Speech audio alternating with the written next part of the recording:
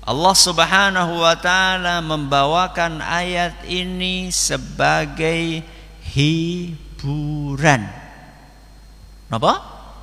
Hiburan. Untuk siapa? Untuk Nabi kita Muhammad sallallahu alaihi wasallam. Kenapa Allah Subhanahu wa ta'ala menghibur nabinya? Karena beliau sallallahu alaihi wasallam menghadapi penolakan yang dahsyat dari siapa? Dari kaum musyrikin. Kaum musyrikin sinten? Kaum musyrikin Quraisy. Padahal Rasulullah SAW mendakwahi kaum musyrikin Quraisy itu sudah dengan cara yang terbaik, yang terhalus, yang terlembut, tapi tetap dakwah beliau ditolak. Maka beliau dihibur oleh Allah Subhanahu wa ta'ala. Dan bukan sekali ini Allah menghibur nabinya. Di ayat-ayat yang sebelumnya pun juga Allah menghibur beliau. Contoh misalnya, Allah Subhanahu wa ta'ala berfirman di ayat yang ke-17 dan ke-18. Malam ini ayat berapa? 20. 17, 18. Apa kata Allah Azza wa Jalla? Hal ataka hadithul junud. Terus Fir'auna wa Thamud. Bukankah telah datang kepadamu berita tentang pasukan? Siapa itu? Fir'auna wa Thamud. Yaitu kejadian yang dialami oleh Fir'aun dan kaum Thamud. Kenapa Allah Subhanahu wa ta'ala menceritakan kepada nabinya Muhammad SAW tentang Fir'aun dan kaum Thamud? Sebagai hiburan untuk beliau. Wahai Muhammad, seandainya engkau ditolak oleh musyrikin Quraisy, seandainya engkau diintimidasi oleh musyrikin Quraisy, ingat, yang mengalami kejadian seperti itu,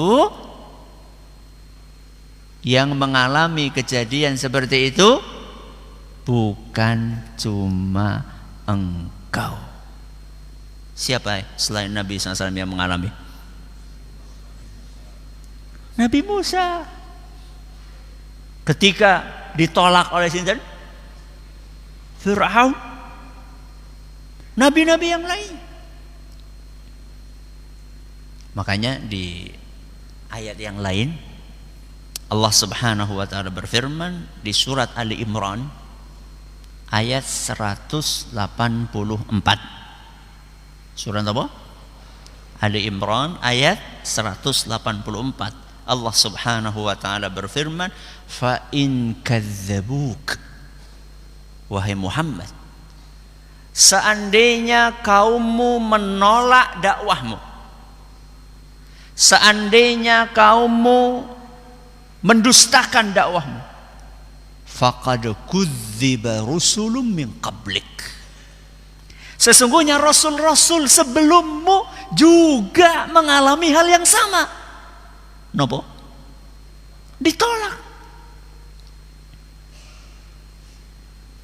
Fakta ini, realita ini akan meringankan beban yang ada di hati sinten?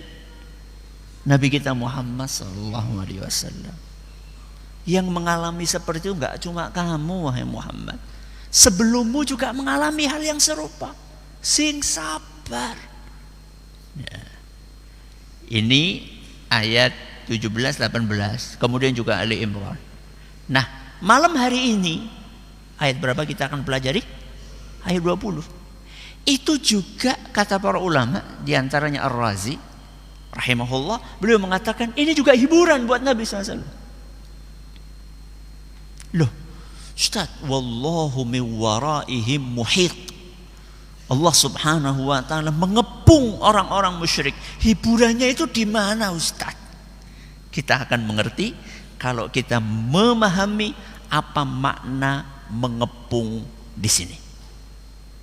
Kata para ahli tafsir, kita baca dari ulama-ulama yang klasik maupun ulama-ulama sesudah mereka, kita bisa simpulkan bahwa mengepung di sini maknanya satu, mengetahui. Apa? Mengetahui. Dua, mencatat. Apa? Mencatat. Tiga, membalas. Apa yang ketiga? Membalas. Coba diulangi. Apa yang pertama? Mengetahui. Terus? Mencatat. Terus? Membalas. Apa yang diketahui, apa yang dicatat, apa yang dibalas. Allah Subhanahu wa taala mengetahui. Mengetahui apa? Mengetahui tingkah pola, perbuatan, perkataan, penolakan yang dilakukan oleh siapa? Kaum musyrikin. Ini makna yang pertama. Yang kedua, bukan cuma Allah mengetahui, tapi mencatat. Allah Subhanahu wa taala juga mencatat. Apa yang dicatat? Tingkah, pola, kejahatan, perbuatan, omongan, cacian, makian, intimidasi, kekejaman.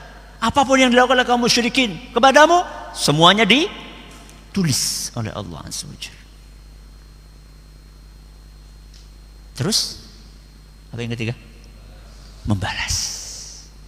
Allah bukan hanya mengetahui, Allah bukan hanya mencatat, tapi juga Allah akan membalas. 3 poin ini oleh Allah Subhanahu wa taala diungkapkan dengan kalimat wallahu miwaraihim muhit. Apa tadi muhit? Napa mau muhit? Mengepung. Ustaz, kalau memang maknanya 3 poin itu, kenapa Allah menggunakan kata mengepung?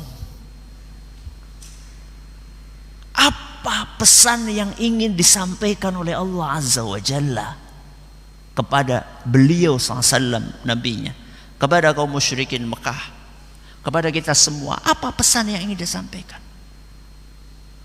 Kata para ulama tafsir, kalimat muhit, mengepung, mengelilingi, ketika itu dilakukan oleh Allah Subhanahu wa taala, sinten?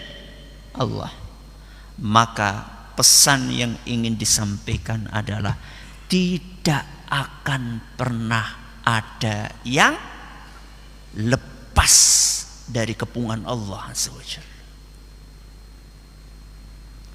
Tidak akan pernah ada yang lepas. Karena yang ngepung siapa? Allah. Nek ngepung kulo kalian jenengan ya wonten sing ucul apa mboten? Blodos. Kata sing napa? Ucul. Banyak yang lepas. Tapi ini Allah Azza wa Jalla. Seakan-akan pesan yang ingin disampaikan adalah hati-hati. 1, Allah Subhanahu wa taala mengetahui tidak akan ada yang luput dari perhatian Allah. 2, Allah Subhanahu wa taala mencatat tidak akan ada yang luput dari catatan Allah. 3, napa? Allah membalas, tidak akan ada yang luput dari balasan Allah Azza wa Jalla. Sehingga bahasa Al-Qur'an itu luar biasa. Dahsyat bahasa Al-Quran. Dari satu kata muhit itu bisa mencakup sekian banyak poin yang luar biasa cakupannya. Baik, kita bahas satu persatu. Apa yang pertama tadi? Mengetahui. Hiburan untuk Nabi kita Muhammad sallallahu alaihi wasallam, bahwa Allah Subhanahu wa taala mengetahui apa yang mereka perbuat, wahai Muhammad. Ketika orang-orang musyrikin Quraisy berusaha untuk mencelakakanmu, ketika mereka menyakitimu, ketika mereka menyiksa para sahabatmu, sesungguhnya Allah Subhanahu wa taala melihat apapun yang mereka kerjakan. Tidak ada satu peristiwa pun di muka bumi, sekecil apapun peristiwa itu, melainkan Allah pasti mengetahuinya, apalagi peristiwa yang besar. Realita ini bahwa Allah mengetahui apa yang mereka lakukan akan membawa ketenangan hati.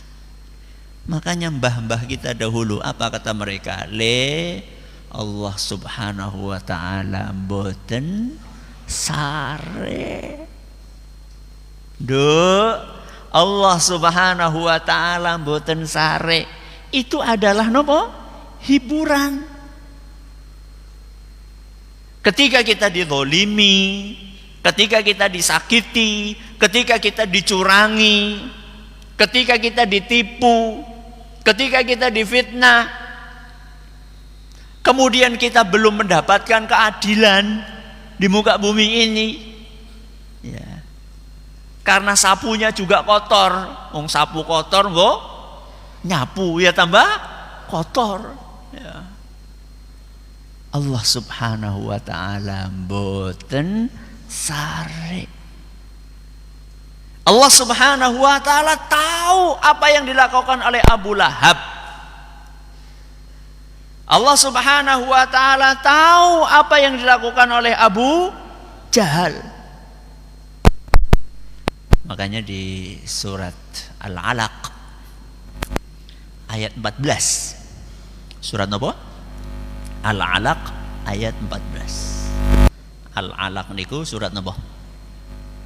Iqra bismi rabbikal ladzi khalaq.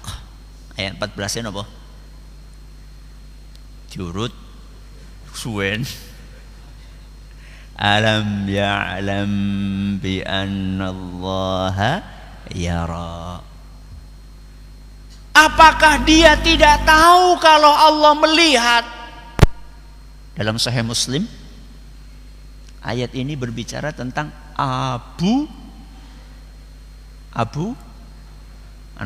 antara dua orang, Abu Jahal apa Abu Lahab? Abu Jahal. Ketika Abu Jahal ingin mengganggu Nabi kita Muhammad sallallahu alaihi wasallam saat sholat, diingatkan oleh Allah Subhanahu wa taala, alam ya'lam bi annallaha yara. Apa dia enggak malu dilihat sama Allah Azza wa Jalla? Orang lagi sholat kok diganggu. Apa enggak malu? Orang mau berbuat kebaikan malah diganggu. Arab ngaji malah dialang-alangi. Orang berbuat maksiat malah dijaga. Apa resin? Apa enggak malu? Ya. Alam ya'lam bi annallaha yara.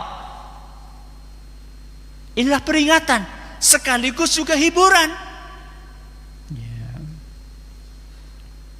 Jadi seandainya Allah Subhanahu wa ta'ala belum menimpakan hukuman kepada Abu Jahal atau Abu Lahab saat itu, maka ketahuilah Allah Azza wa Jalla belum menjatuhkan hukuman kepada kaum musyrikin, bukan karena Allah tidak tahu apa yang mereka lakukan. Ingat itu.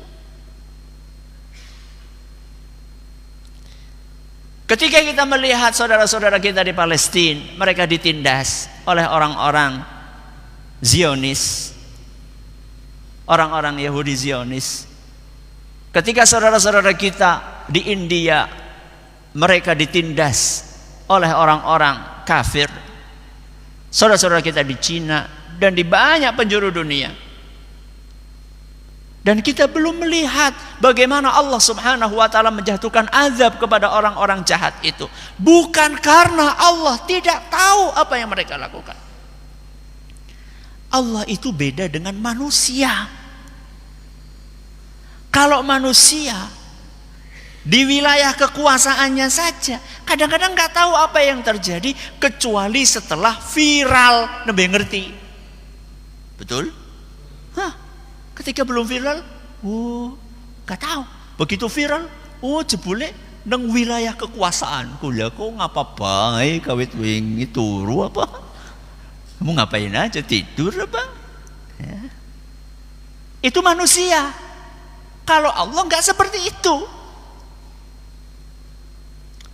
Kemudian ketika Allah Subhanahu wa taala belum menimpakan hukuman kepada kaum musyrikin, itu bukan karena Allah Subhanahu wa taala ingin menelantarkan kaum mukminin.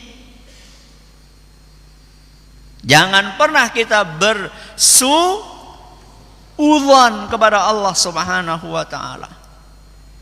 Kenapa ya orang-orang Zionis sampai sekarang mereka belum diazab? Kenapa orang-orang itu belum diazab? Kenapa? Allah Subhanahu wa taala Maha bijaksana. Apa Asmaul Husnanya? Al-Hakim. Bagus. Maha bijaksana. Al-Hakim Maha bijaksana. Bijaksana itu adalah mengetahui kapan, di mana, bagaimana. Kenapa? Kapan, di mana, bagaimana. Jadi Allah Subhanahu wa taala itu Maha bijaksana. Kapan akan menjatuhkan hukuman, di mana akan menjatuhkan hukuman, dan bagaimana cara menjatuhkan hukumannya.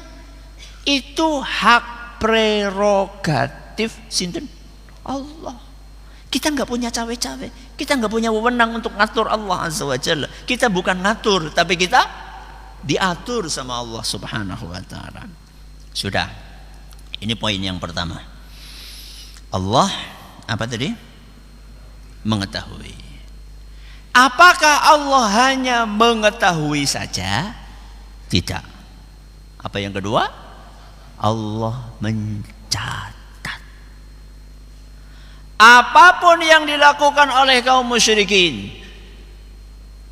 apapun bentuknya itu, entah itu perkataan, entah itu perbuatan, entah itu sekedar menghina dengan raut muka, itu semuanya dicatat oleh Allah Subhanahu wa taala, tidak terlewat sedikit pun. Sehingga nanti di hari kiamat apa yang terjadi?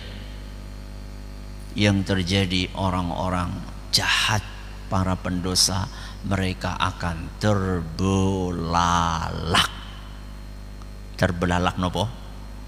Kaget.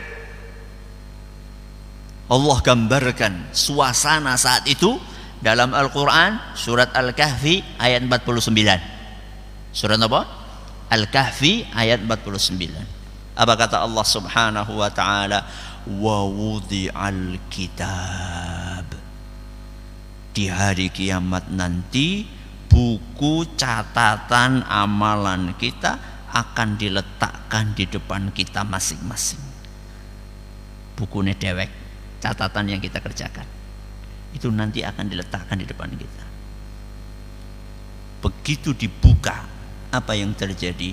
Fataral mujrimina musyfiqina mimma fih. Para pendosa, para ahli maksiat, orang-orang kafir, orang-orang jahat, begitu melihat isi bukunya mereka, ketakutan, serem, gak ada yang terlewat sedikit pun. Apa kata mereka? Wa yaqulun, dan mereka berkata, ya wailatana, cilaka, ma li hadzal kitabi la yughadiru saghiratan wala kabiratan illa ahsaha. Mengapa buku ini semuanya ada di situ? Yang besar ada, yang kecil ada, gak terlewat sedikit pun. Wa wajadu ma'amilu hadira, mereka akan mendapatkan catatan seluruh perbuatan yang mereka kerjakan ada di situ. Jadi hati-hati ya, melakukan apapun hati-hati. Jangan buka akun di media sosial, itu hati-hati. Semakin banyak akun yang jenengan buka, pertanggung jawabannya semakin banyak. Semakin sedikit akun yang jenengan miliki, semakin sedikit pertanggung jawabannya. Jadi jangan bangga kalau punya akun banyak. Jenengan buka akun itu sama saja menambah beban di hari kiamat. Apa yang kita upload, apa yang kita tulis, apa yang kita komentari, apa yang kita download, semuanya itu ditulis oleh Allah SWT. Walaupun kita sudah hapus, walaupun kita sudah delete, walaupun chat kita sudah kita clear, semuanya ada di dalam kitab catatan Allah SWT. Ini yang keberapa? Ini yang kedua. Terus yang ketiga, nopo? Membalas. Ini yang paling mengerikan. Allah Subhanahu wa ta'ala bukan hanya mengetahui, bukan hanya menulis, tapi Allah akan membalas apa yang mereka lakukan, apa yang kita lakukan. Ini hiburan buat Nabi kita Muhammad SAW.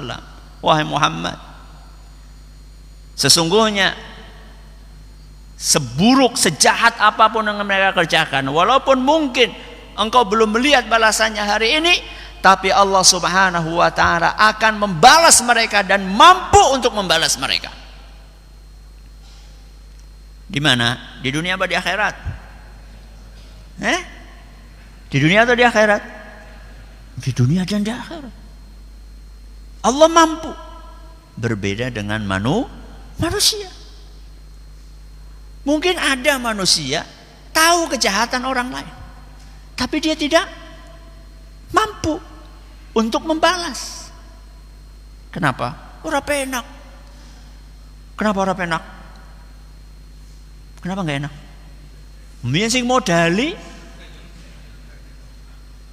dulu yang beri modal ketika nyalon. Gimana dia jadi penjahat mau dimasukkan ke penjara? Ya ora kepenak ya. Engkau harus dimodali maning.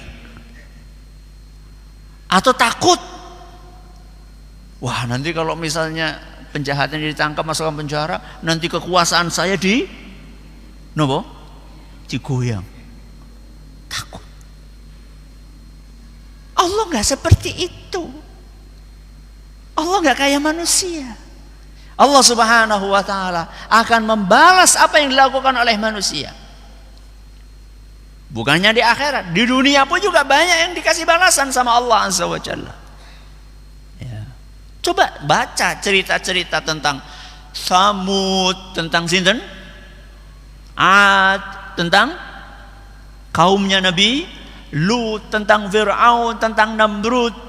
Baca itu semua. Itu balasan Allah Subhanahu wa ta'ala di dunia sebelum di akhirat. Oke, itu umat-umat terdahulu. Sekarang musuh-musuhnya Rasulullah SAW, sinten? Abu Lahab, Abu Jahal. Di dunia dibalas enggak sama Allah? Dibalas enggak? Dibalas. Abu Lahab tahu gimana matinya? Abu Lahab matinya gimana? Tragis. setelah kalah di perang Badar, bete enggak?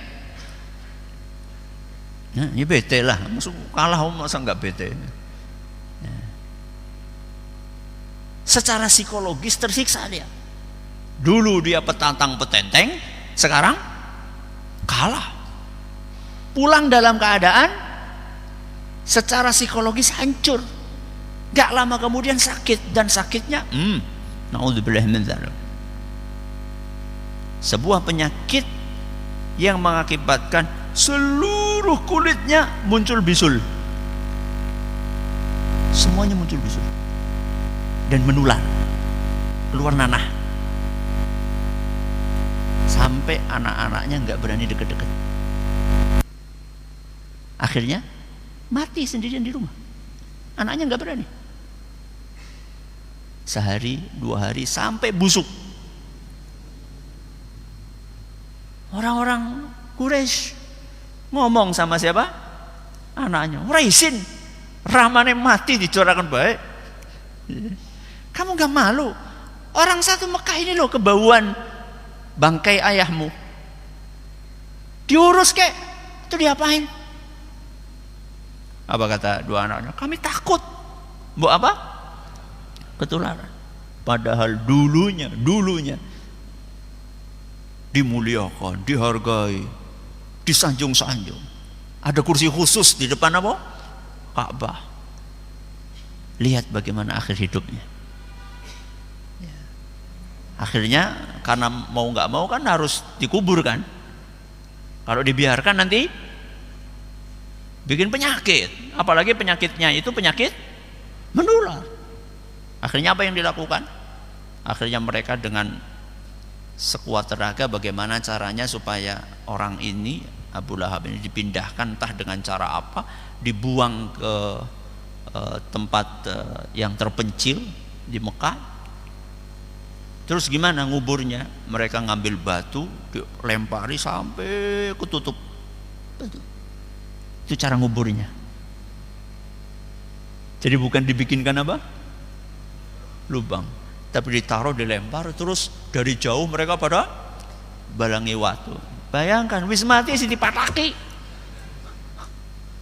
Udah mati masih dilempari batu. Na'udzubillah min dzalik. Lihat bagaimana balasan Allah Azza wa Jalla. Itu baru di dunia. Belum di barzakh, di alam kubur. Belum di akhirat. Apa kira-kira azab yang akan Allah timpakan kepada orang-orang sejenis Fir'aun, Namrud, Abu Jahal, Abu Lahab? Lawang siksaan yang paling ringan aja, siksaan yang paling ringan dalam Sahih Bukhari dan Muslim. Apa kata Nabi SAW? Inna ahwana ahlin nari adzaban yaumal qiyamah la rajulun yudha'u fi akhmasi qadamaihi jamratan yaghli minhuma dimaghuh. Orang yang di hari kiamat siksaannya paling ringan adalah orang yang diletakkan di bawah kedua telapak kakinya bara api sampai mendidih otaknya. Itu yang paling ringan. Orang kafir yang tidak melancarkan intimidasi, tidak mengganggu kaum muslimin, ya kira-kira seperti itu siksaannya. Lah Abu Lahab, Abu Jahal, kemudian siapa lagi? Fir'aun, Namrud. Mereka bukan cuma kafir, itu sebuah kejahatan yang luar biasa. Masih ditambahi dengan menghalangi dakwah, mencaci maki, menyiksa kaum mukminin. Seperti yang ada dalam surat Al-Buruj, ya, membakar sinten? Wa ma naqamu minhum illa ayyuminu billahil azizil hamid. Membakar orang-orang beriman. Apa kira-kira balasan yang akan mereka dapatkan nanti di akhirat? Na'udzubillahi min dzalik. Ini adalah ayat keberapa? 20. Insyaallah kita akan lanjutkan pada pertemuan berikutnya. Mudah-mudahan apa yang kita pelajari bermanfaat untuk kita semuanya. Kita akhir dengan doa kafaratul majlis. Subhanakallahumma wa bihamdika asyhadu an la ilaha illa anta astaghfiruka wa atubu ilaik. Assalamualaikum warahmatullahi wabarakatuh.